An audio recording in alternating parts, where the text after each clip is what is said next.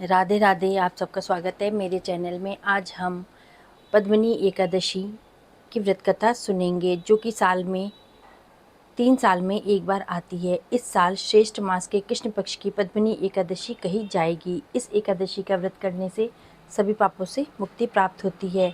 और इस एकादशी के व्रत के बारे में युधिष्ठिर ने श्री कृष्ण से पूछा था कि इस एकादशी का व्रत करने से क्या क्या होता है, माँ लक्ष्मी प्रसन्न होती हैं। और इस साल एकादशी का व्रत 27 मई को मनाया जा रहा है। अगर आपने व्रत रखा है तो आपको कथा अवश्य सुननी या पढ़नी चाहिए। युधिष्ठिर ने पूछा, पुरुषोत्तम मास की एकादशी की कथा कहिए। उसका क्या फल है, उसमें किस देवता की पूजा की जाती है, किस चीज़ का दान करना है, क्या पुण्य की प्राप्ति होगी, मनुष्यों को क्या क्या करना चाहिए, उस समय स्नान कैसे किया जाता है, मंत्र का जाप कैसे होता है और किस पूजा विधि से करें। इस प्रकार युधिष्ठिर ने जब भगवान से अधिक मास के एकादशी के व्रत के बारे में पूछा, कथा को सुनने की प्रार्थना की, क्योंकि ये 3 साल में सिर्फ एक बार ही आती है। तो भगवान ने कथा सुनाई।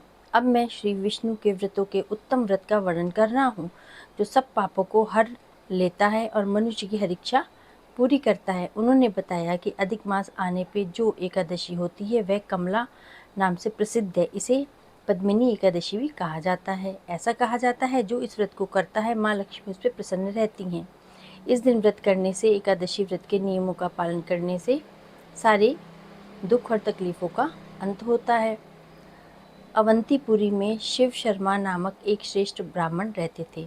उनके 5 पुत्र थे। इनमें जो सबसे छोटा था वह बहुत पाप करता था, इसीलिए उसके पिता और परिवार ने उससे नाता तोड़ा हुआ था। अपने बुरे कर्मों के कारण लोगों ने उसे गांव से भी निकाल दिया था। वह जंगल में जाके रहने लगा था। देवयोग से एक दिन वह तीर्थराज प्रयाग में जा पहुंचा। भूख से दुर्बल शरीर और दीन मुख लिए उसने त्रिवेणी में स्नान किया। फिर भूख से पीड़ित होकर वह वहाँ मुनियों के आश्रम देखने लग गया। इतने में उसे वहाँ हरिमित्र मुनि का उत्तम आश्रम था। पुरुषोत्तम मास में वहाँ बहुत से लोग आए हुए थे। आश्रम पे ब्राह्मणों के मुख से उनके कमला एकादशी की महिमा सुनी, जो परम पुण्यमयी तथा भोग और मोक्ष प्राप्त प्रदान करने वाली है। जय शर्मा ने विधि पूर्वक कमला एकादशी की कथा सुन के जब सबके साथ मुनि के आश्रम पर ही व्रत किया, तब आधी रात हुई तो भगवती लक्ष्मी मैया उसके पास आके बोली, ब्राह्मण, कमला एकादशी के व्रत के प्रभाव से मैं तुमसे बहुत प्रसन्न हूँ और श्रीहरि की आज्ञा पाके वैकुंठ धाम से मैं आई हूँ।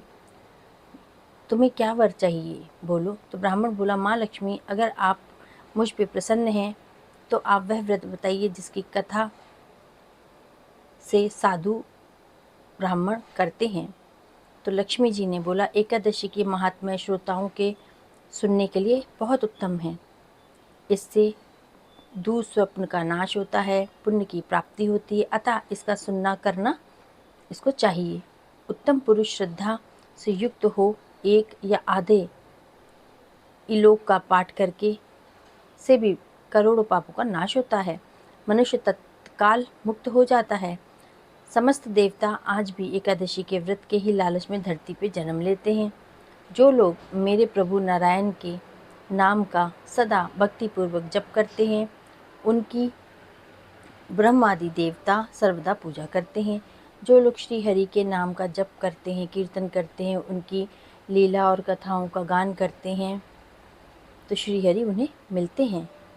इस प्रकार से उन्होंने बोला, मैं एकादशी को निराहार रह के दूसरे दिन भोजन करूंगा, आप मुझे शरण दें। कथा यहीं समाप्त होती है।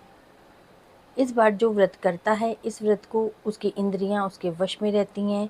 शाम के समय गीत और नृत्य और भजन कीर्तन करके आप श्री हरि के समक्ष जागरण कर सकते हैं। फिर द्वादशी वाले दिन आप श्री विष्णु की पूजा करके व्रत को तोड़ सकते हैं। एकादशी को के पश्चात जो जनार्दन को नहला के द्वादशी को केवल दूध में स्नान कराने से श्रीहरि उसको मिल जाते हैं। इस प्रकार देवताओं के स्वामी श्रीहरि से निवेदन करके भक्तिपूर्वक ब्राह्मणों को भोजन कराया जाए और उसे दक्षिणा दी जाए। उसके अपने परिवार के साथ बैठ के भोजन किया जाए, दान दक्षिणा दी जाती है। इस प्रकार जो शुद्ध भाव से पुण्य में एकादशी का व्रत करता है, वह हर पुनरावृत्ति से रहित वैकुंठ धाम को प्राप्त होता है। इस प्रकार बातों को सुन के वह बोला, मैं अज्ञानी हूँ, आपने मुझे इस व्रत का फल बताया, मैं धन्य हो गया। भगवान श्री कृष्ण ने कहा कि ऐसा कह के लक्ष्मी देवी उस ब्राह्मण को वरदान देके अंतर्धान हो गईं। फिर वह ब्राह्मण भी धनी होकर पिता के घर में आके रहने लग गया।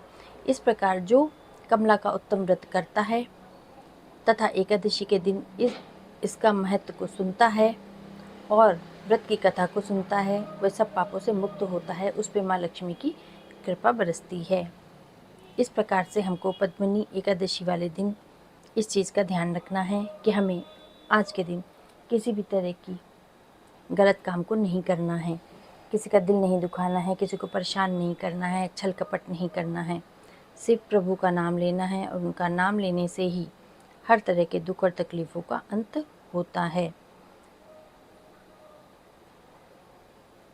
ओम नमो भगवते वासुदेवाय। आज के दिन व्रत की कथा सुनने से आपके सभी दुख और तकलीफ़ों का अंत होता है। आज के दिन कथा सुनने के बाद विष्णु भगवान की आरती और लक्ष्मी मैया की आरती जरूर करनी चाहिए, वो अति प्रसन्न होते हैं। अब हम सुनेंगे आरती।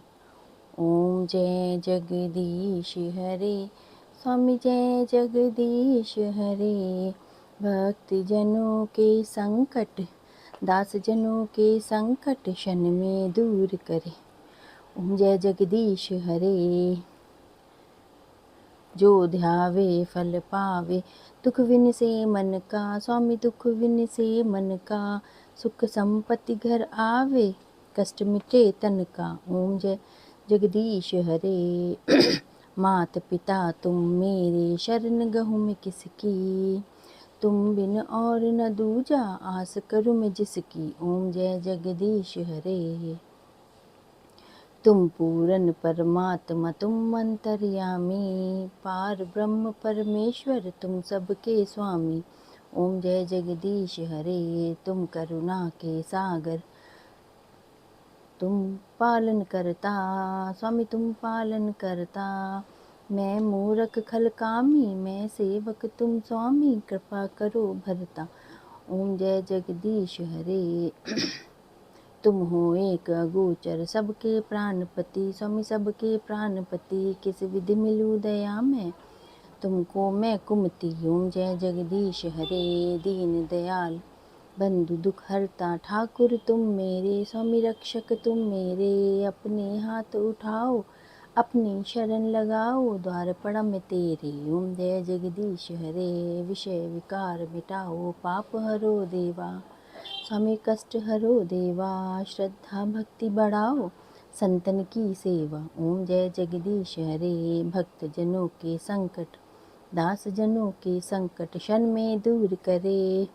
ओम जय जगदीश हरे। स्वामी जय जगदीश हरे।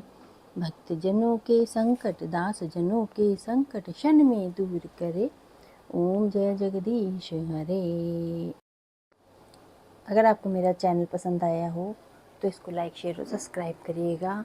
आपका दिल मंगलमय हो, शुभ हो। प्रभु आपके और आपके परिवार की हमेशा रक्षा करें। ओम नमो भगवते वासुदेवाय।